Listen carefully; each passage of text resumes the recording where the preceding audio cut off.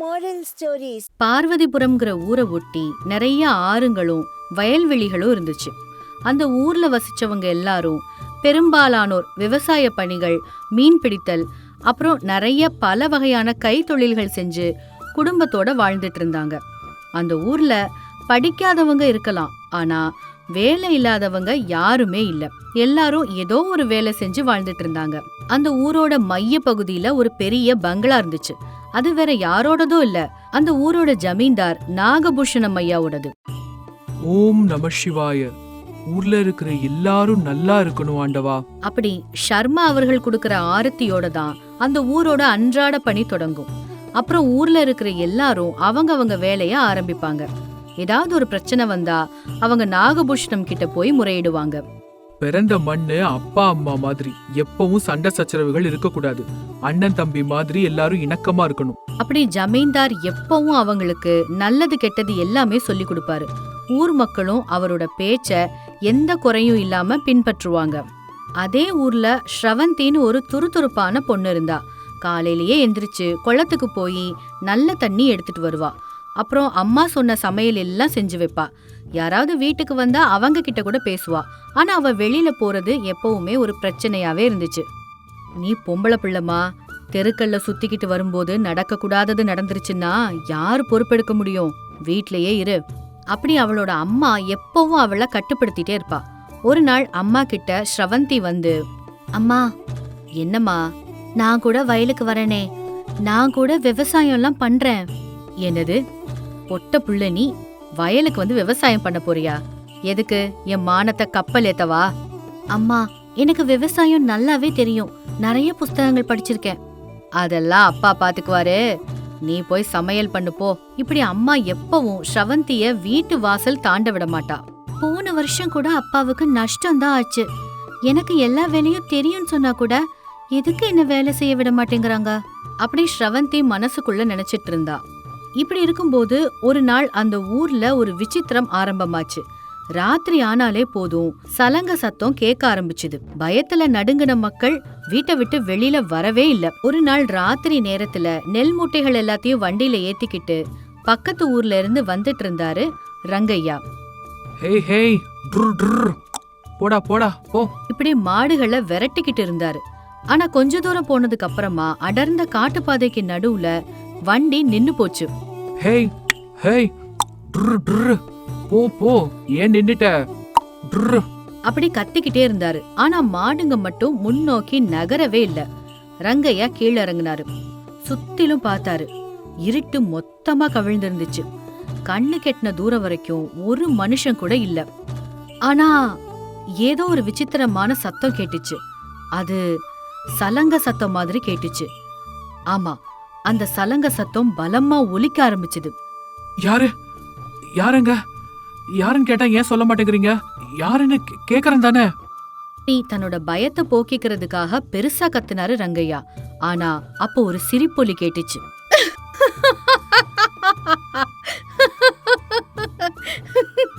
சலங்க சத்தமும் அதிகரிச்சுது. ரங்கையா அப்படியே விழுந்துட்டாரு. அதுக்கப்புறம் என்ன நடந்துச்சோ யாருக்கும் தெரியாது. அடுத்த நாள் காலையில ரங்கையாவோட சடலம் ஊரோட நடு வீதியில காணப்பட்டுச்சு. எல்லாரும் அதை சுத்தி சூழ்ந்தாங்க. அந்த சடலத்தை பார்த்து எல்லாரும் அதிர்ச்சி அடைஞ்சாங்க. அந்த சடலத்துக்கு இறுதி சடங்குகள் எல்லாம் செஞ்சு குடும்பத்துக்கு ஆறுதலும் சொன்னாங்க. எல்லாரும் ஜமீன்தார் ஐயாவோட வீட்டு முன்னாடி கூடுனாங்க. நடந்த விஷயம் எல்லாத்தையும் அவர்கிட்ட சொல்லி ரொம்ப வருத்தப்பட்டாங்க. நடந்த எல்லாத்தையும் நாகபூஷணமும் தெரிஞ்சுக்கிட்டாரு. ஜமீன்தார் உடனே பஞ்சாயத்து கூட்டினாரு. நம்ம ஊரை ஏதோ பேய் பிடிச்சிருக்கு. கொஞ்ச நாட்களுக்கு ராத்திரியில யாரும் வெளியில வர வேண்டாம். ஏன்னா இன்னொரு உயிர் போயிடுச்சுன்னா அதை நம்மளால தாங்கிக்கவே முடியாது. அப்படி சொன்னாரு. அந்த பேய் பயம் காரணமா சாயங்காலம் 6 மணிக்கே நள்ளிரவு போல ஆயிடுச்சு அந்த கிராமம். வீட்டுல படுத்திருந்த கிராம மக்களுக்கு சலங்க சத்தம் கேட்டுக்கிட்டே இருந்துச்சு. காலையில குளத்துக்கிட்டக்க 2 பெண்கள் இப்படி பேசிக்கிட்டாங்க. என்னவோக்கா, இந்த பேய் பயத்தால எப்பவும் உயிரை கையில புடிச்சுக்கிட்டே தெரிய வேண்டியிருக்கு. ராத்திரியில எங்க வயலுக்குள்ள காட்டு பண்ணிங்க வந்துருச்சு. எங்க வீட்டையா வீட்லயே இருந்துகிட்டாரு. பயிரெல்லாம் நாசமா போச்சு. இந்த பேய் பயம் எப்பதான் நம்மள விட்டு போகுமோ என்னவோ. இந்த ஊரை விட்டே போயிடலாமான்னு நான் யோசிச்சுட்டு தான் இருக்கேன். இப்படி ஊரோட நிலைமைய பத்தி பேசிக்கிட்டு இருந்தாங்க. இது எல்லாத்தையும் ஸ்ரவந்தி கேட்டுக்கிட்டே இருந்தா. ஊர்ல பயம் மட்டும் விலகல, அப்பப்போ அந்த பேயால இறந்தவர்களுடைய எண்ணிக்கையும் அதிகரிச்சுக்கிட்டே தான் இருந்துச்சு. இதுல அரிசி பருப்பு காய்கறிகள் இருக்குமா? பணமும் இருக்கு, எடுத்துக்கோங்க. எனக்கு நீங்க திருப்பி தர வேண்டிய அவசியம் இல்ல. அப்படி இறந்து போனவங்க குடும்பத்துக்கு ஜமீன்தார் ரொம்ப பெரிய உறுதுணையா இருந்தாரு. ஸ்ரவந்தி அவங்க அம்மா கிட்ட போனா. அம்மா, எனக்கு ஒரு சந்தேகம் இருக்கு. என்னம்மா அது? நீங்க யாரையாவது அவசியம் இல்லாம அடிச்சிருக்கீங்களா? சீச்சி, அந்த பாவம் எதுக்கு நமக்கு? அடிக்கிறதே பாவம்னு நம்ம நினைக்கிறோம். அப்ப அனாவசியமா ஒருத்தரோட உயிரை யாராவது எடுப்பாங்களாமா? யார சொல்ற நீ? அந்த பேய பத்தி தாம்மா சொல்றேன். அப்படி சாதாரணமா சொன்னான். அட அறிவு கட்டவளே, பேய்க்கு என்னடி நல்லது கெட்டதுன்னு சொல்லிக்கிட்டு, அதென்ன நம்மள மாதிரி மனுஷங்களா? அப்படி கொஞ்சம் கோவமா சொன்னாங்க அந்த அம்மா. பேய்களும் ஒரு காலத்துல மனுஷங்க தானம்மா, சும்மா இதுக்காக ஒருத்தரை கொல்லணும்? இப்படி கேட்கவும் அம்மாவுக்கு ரொம்ப கோவம் வந்துருச்சு. ஏய், உனக்கு எதுக்குடி இதெல்லாம்? நீயும் அதிக பிரசங்கி தனமும், போடி அந்த பக்கம். அப்படி கோவமா சொல்லி அவளை அனுப்புனா. ஆனா ஸ்ரவந்திக்கு மட்டும் இதுல ஏதோ மர்மம் இருக்கிறதாவே தோணுச்சு. பேய விரட்டுறதுக்காக ஜமீன்தார் தன்னோட சொந்த பணத்துல பூத பாலராஜுவ வரவழைச்சாரு. அவரும் பலவிதமான பூஜைகள் எல்லாம் செஞ்சு பார்த்தாரு.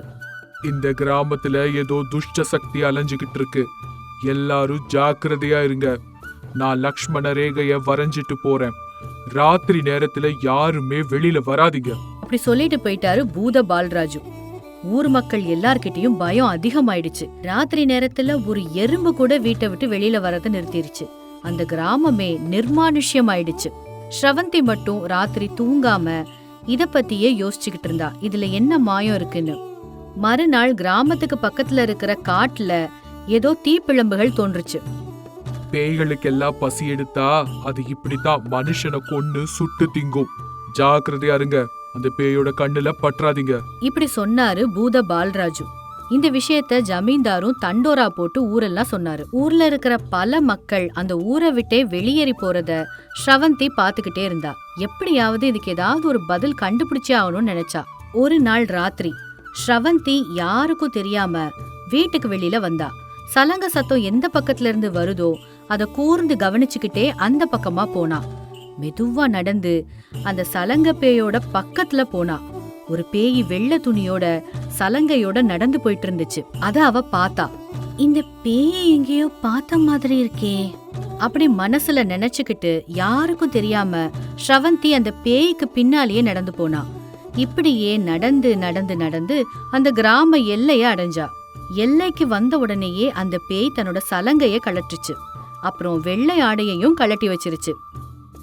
இவன் ஜமீன்தாரோட வேலைக்காரன் சோமு மாதிரி இருக்கானே அப்படி மனசுக்குள்ள நினைச்சா.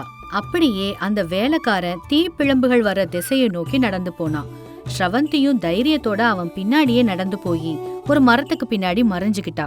அந்த காட்டு தீயை யாரு உருவாக்குறாங்கன்னு அவளுக்கு புரிஞ்சிடுச்சு. அவங்க ஜமீன்தாரோட ஆட்கள் தான் அப்படின்னு ஸ்ரவந்திக்கு தெரிஞ்சிடுச்சு. கொஞ்ச நேரத்திலேயே ஜமீன்தார் அந்த இடத்துக்கு வந்தாரு. ஏய், வேலை எல்லாம் எவ்வளவு முடிஞ்சிருக்கு அப்படின்னு கேட்டாரு. ஸ்ரவந்தி இது எதையும் நம்ப முடியாம பாத்துட்டு இருந்தா. நம்ம நாட்டு சாராய வியாபாரத்துக்கு எந்த தடையும் இல்ல. பேய் மேல இந்த பயம் இருக்கிற வரைக்கும் நம்ம வியாபாரமும் எந்த தடையும் இல்லாம நடக்கும்.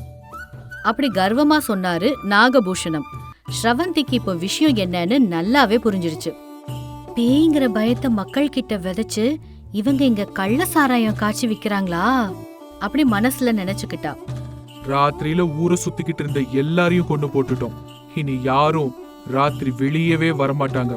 அப்படி கர்வமா சொல்லிக்கிட்டு இருந்தாங்க. ஸ்ரவந்தி ஒரு நிமிஷம் நல்லா யோசிச்சா. அவ பெண் பிள்ளையா இருந்தாலும் ஒரு கொள்ளிக்கட்டையை எடுத்துக்கிட்டு அவளே அந்த பேயோட உடைய அணிஞ்சுக்கிட்டு வந்து நின்னா. இந்த பேய பார்த்துட்டு நாகபூஷணத்தோட ஆளுங்கெல்லாம் பயந்து தெரிச்சு ஓடிட்டாங்க. ஸ்ரவந்தி அந்த நாட்டு சாராய குடங்கள் எல்லாத்தையும் உடைச்சா. அடுத்த நாள் காலையில ஊர் மக்கள் கிட்ட எல்லா விஷயத்தையும் சொன்னான். முதல்ல யாருமே அதை நம்பல. அப்புறம் ஸ்ரவந்தி அந்த இடத்துக்கு கூட்டிட்டு போய் காட்டினதுக்கு அப்புறம் எல்லாரும் நம்ப ஆரம்பிச்சிட்டாங்க. ஜமீன்தாரோட குட்டு இப்ப வெளிப்பட்டுருச்சு. மக்கள் எல்லாரும் சேர்ந்து ஜமீன்தார பிடிச்சு கட்டி வச்சாங்க. தைரியத்தோட ஜமீன்தார பிடிச்சு கொடுத்ததுக்காக ஸ்ரவந்திய ஊர் மக்கள் எல்லாரும் பாராட்டினாங்க. நான் என்ன பண்ணிட்டேன், எல்லாம் எங்க அம்மா கொடுத்த உற்சாகம் தான் எனக்கு அப்படின்னு சொல்லி அங்கிருந்து கிளம்பி போயிட்டா. அடுத்த நாள் காலையில ஸ்ரவந்தி தூங்கி முழிச்சு அவங்க அம்மா கிட்ட போய் கேட்டா. அம்மா, எத்தனை குடம் தண்ணி எடுத்துட்டு வரணுமா அப்படின்னு எப்பவும் போல கேட்டா. தண்ணி எல்லாம் நானே எடுத்துக்கிறேன், உன்னை வயலுக்கு வர சொல்லி சொன்னாரு உங்க அப்பா. "அ, என்னையா? எதுக்குமா? சாப்பாடு ஏதாவது எடுத்துட்டு போகணுமா?" அப்படி அப்பாவியா கேட்டா ஸ்ரவந்தி. அதுக்கு அம்மா சின்னதா சிரிச்சு, பொம்பளை பிள்ளைங்க ஜாக்கிரதையா இருக்கணும்னு சொல்ல நினைச்சேன், ஆனா உலகத்தையே ஜாக்கிரதையா பாத்துக்கிறதே பெண் பிள்ளைகள் தான்னு நீ நிரூபிச்சிட்டம்மா. போமா, உங்க அப்பாவுக்கு விவசாயத்துல ஏதோ சந்தேகம் இருக்கான், உன்னை வர சொன்னாரு. இப்படி சொல்லிட்டு அம்மா போயிட்டாங்க. ஸ்ரவந்திக்கு ரொம்ப சந்தோஷமா இருந்தது. சுதந்திரம் கிடைச்ச பறவை மாதிரி வயலுக்கு கிளம்பி போனான். பெண் பிள்ளைகளை உயர பறக்க அனுமதிச்சா அவங்க ஆகாயத்தை தாண்டி கூட வளருவாங்க. அந்த கிராமத்துல நரசையான்னு சொன்னா ரொம்ப நல்ல பேரு. யாருக்கு என்ன பிரச்சனை வந்தாலும் முதல்ல அவர்கிட்ட தான் போவாங்க. ஐயா, என் பக்கத்து வயல்ல இருக்கிற விவசாயி என் வயலுக்கு வழி விட மாட்டேன்னு சொல்றான்யா. வயலுக்கு போறதுக்கு ரொம்ப கஷ்டமா இருக்கு, நீங்க தான் பேசணும். அப்படி ஒருத்தர் சொல்ல, இன்னொருத்தர், எங்க அப்பா அம்மாவை நான் ஏன் பாத்துக்கணும், தம்பி பாத்துக்கலாம்ல, ஆஸ்தியை மட்டும் அவனுக்கு கொடுத்துருக்காங்க, ஆனா அவங்கள பாத்துக்கிறது நானா? இந்த மாதிரி ஊருக்குள்ள எல்லா விதமான பஞ்சாயத்தும் அவர்கிட்ட தான் வரும். நரசையாவோ எல்லாத்துக்கும் சரியான பரிகாரம் சொல்லுவாரு.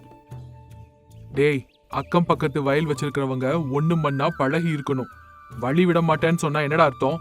டேய், நீங்க என்னடா பெத்த அப்பா அம்மாவை கூட பங்கு போட பாக்குறீங்க? அறிவு இருக்கா உங்களுக்கு? அப்படி இவங்களுக்கு புத்தி சொல்லி இவங்களுக்கு பரிகாரம் சொல்லுவார் நரசையா. நரசையா அந்த ஊரோட கிராம பெரியவரா ரொம்ப நல்ல பேரு சம்பாதிச்சிருந்தாரு. அதே ஊர்ல ஒரு கணவன் மனைவி வாழ்ந்து வந்தாங்க. அந்யோன்யமான தம்பதிகள்னா அவங்கள தான் எல்லாரும் முன்மாதிரியா எடுத்து காட்டுவாங்க. அவங்களோட பேரு சுசீலாமா, மனோகர். சுசீலாமா வீட்டு தோட்டத்துல காய்கறிகள் வளர்த்து அதை சந்தையில விக்கிறாங்க. மனோகர் தன்னோட மாட்டு வண்டியில தானியங்கள் சுமக்கிற வேலை செஞ்சிட்டு இருந்தாரு. இப்படி அவங்க 2 பேரும் ஏதோ ஒரு வேலை பார்த்துட்டு சந்தோஷமா வாழ்ந்துட்டு இருந்தாங்க. ஐயா, உங்க தானியத்தை 3 தடவை எடுத்துட்டு போயாச்சு, பணம் கொஞ்சம் பார்த்து கொடுங்க ஐயா. கர்ணம் ஐயா, இவ்வளோ சும நீங்க ஏத்துனீங்கன்னா எந்த எருதும் வண்டியை இழுக்காது. இப்படி ஊர்ல இருக்கிற எல்லாருக்கிட்டையும் ரொம்ப மரியாதையா பேசிக்கிட்டே தன்னோட வேலைய பார்த்துட்டு இருப்பாரு. இந்த பக்கம் சுசீலா சந்தையில காய்கறிகள் வித்துட்டு இருப்பா. என்னம்மா, அரை ரூபாய்க்கு அப்படி என்ன வந்துடும்? தக்காளி பளிச்சுன்னு இருக்கு பாருங்க, கூட கொஞ்சம் ரூபா போட்டு காய்கறி வாங்குங்கம்மா. வெண்டைக்காலாம் ரொம்ப எளசா இருக்கு, எடுங்க. அப்படி ரொம்ப உரிமையா அன்பா வியாபாரம் பண்ணுவா. ஒருவேளை வியாபாரம் குறைஞ்சு போச்சுன்னா அப்போ வேற விதமா பேசி வியாபாரம் பண்ணுவா.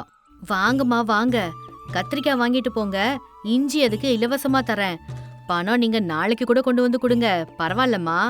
அந்த விதமா பேசி வியாபாரத்தை ரொம்ப சாமர்த்தியமா நடத்துவா. இப்படி சுசீலா அம்மாவும் மனோகரும் ரொம்ப கஷ்டப்பட்டு உழைச்சு வாழ்ந்துட்டு இருந்தாங்க. இவங்களோட இந்த சந்தோஷமான வாழ்க்கைக்கு ஆதாரமா அவங்களுக்கு 2 குழந்தைகள் இருந்தாங்க. ஒரு பையன், ஒரு பொண்ணு. அவங்க 2 பேரும் சாயங்காலம் ஸ்கூல்ல இருந்து வந்து நிறைய கதையா சொல்லுவாங்க. இவங்களும் அவங்களோட கஷ்டங்கள் எல்லாத்தையும் மறந்து குழந்தைகளோட காலம் கழிப்பாங்க. அவங்க சொல்ற கதையெல்லாம் கேட்டு ரசிப்பாங்க. தம்பி, எப்பவுமே நம்ம யாரையும் ஏமாத்த கூடாது. யாரையாவது ஏமாத்தி நம்ம பணம் சம்பாதிச்சா அது நம்ம குடும்பத்துக்கு நல்லது கிடையாது. நேர்மையா சம்பாதிக்கிற பணம் தான் நம்ம எப்பவும் காப்பாத்தும், அதை ஞாபகத்துல வச்சுக்கோ. அப்படி மனோகர் அவரோட பையனுக்கு போதிப்பாரு.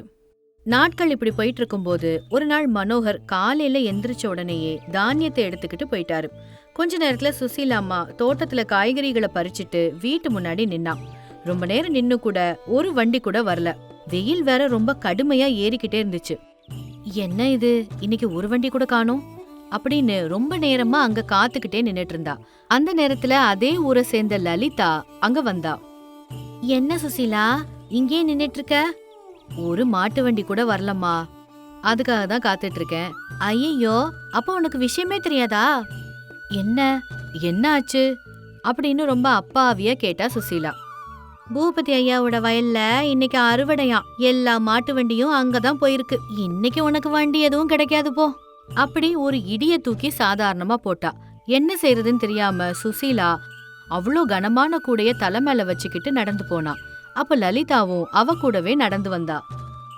எதுக்கு சுசீலா நீ இவ்ளோ கஷ்டப்படுற? இந்த காய்கறிகள் எல்லாத்தையும் உன் கணவர்கிட்ட கொடுத்தா அவர் வித்துட்டு வர மாட்டாரா?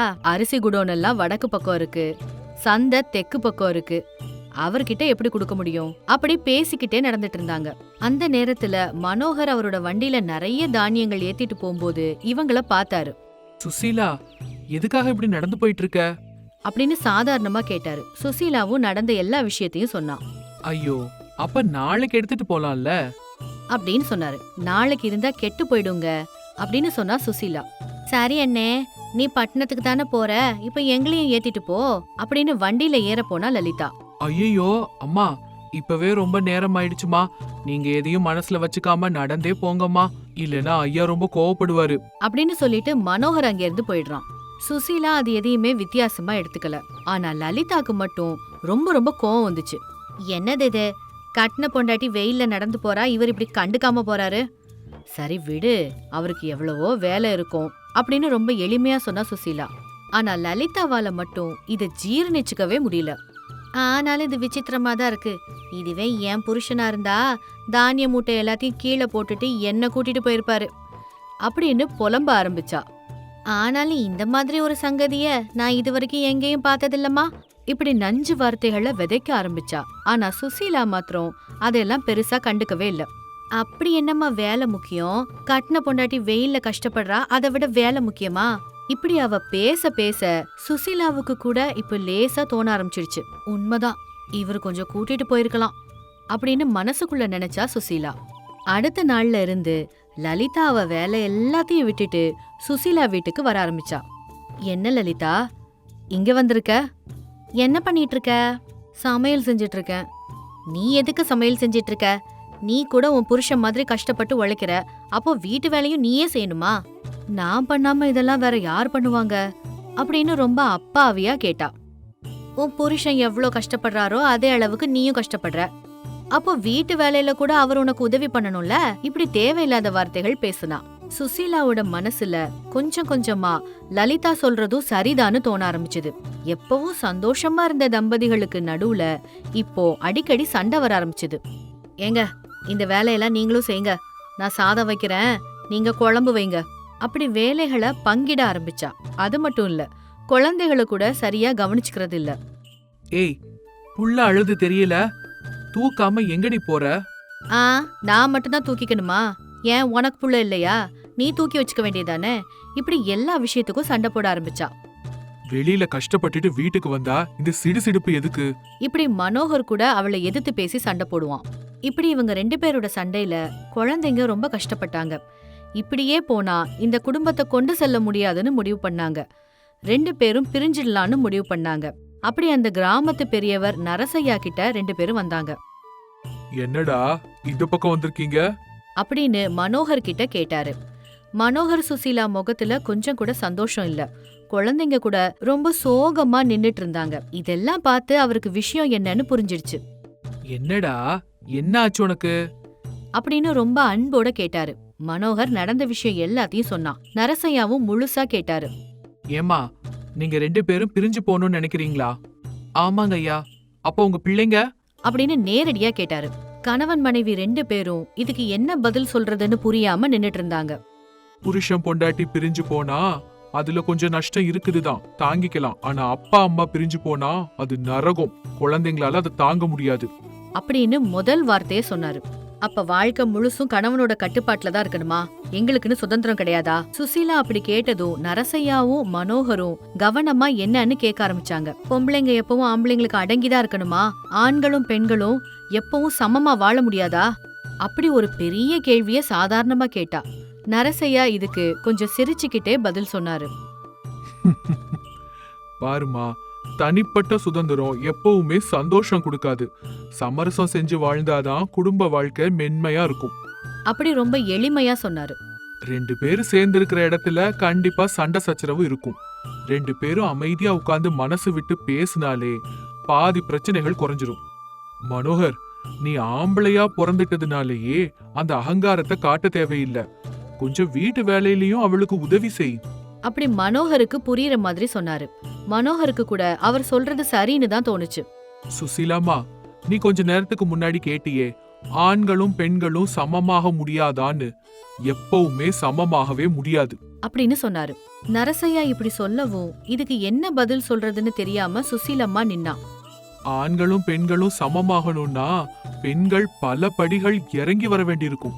நீங்க அந்த உயரத்துல இருக்கீங்க. நீங்க உங்க கணவரை நேசிச்சா உங்களுக்கு அன்பு திரும்ப கிடைக்கும். கணவனை அதிகாரத்தால அடக்கணும்னு நினைக்க கூடாது. அது எப்பவுமே நல்லது கிடையாது அப்படின்னு சொன்னாரு. நரசையா சொன்ன வார்த்தைகளை கேட்டதும் 2 பேருக்கும் கண் திறந்த மாதிரி இருந்துச்சு. எங்களை மன்னிச்சிடுங்க ஐயா. சின்ன சின்ன தவறுக்கெல்லாம் இவ்ளோ தூரம் நாங்க வந்துட்டோம். பிள்ளைங்கள பத்தி கொஞ்சம் கூட யோசிச்சு பார்க்காம 3வது ஆளு சொல்றதை கேட்டு புத்தி தடுமாறிட்டேன் அப்படின்னு சொல்லி 2 குழந்தைகளையும் கட்டி பிடிச்சுக்கிட்டா. அதுக்கப்புறம் 2 குழந்தைகளையும் கூப்பிட்டுக்கிட்டு வீட்டுக்கு போயிட்டாங்க. அதுக்கப்புறம் எப்பவும் போலவே சுசீலா மனோகர் தம்பதிகள் மகிழ்ச்சியா வாழ ஆரம்பிச்சாங்க. இந்த முறை லலிதா எவ்ளோ பேசினாலும் சுசீலா அத காதுல வாங்கிக்கவே இல்ல. 2 பிள்ளைகளோட கணவன் மனைவி ரொம்ப சந்தோஷமா வாழ்ந்தாங்க. கிராம பெரியவர் நரசையாவுக்கு ஒவ்வொரு நிமிஷமும் நன்றி சொல்லிக்கிட்டே இருந்தாங்க.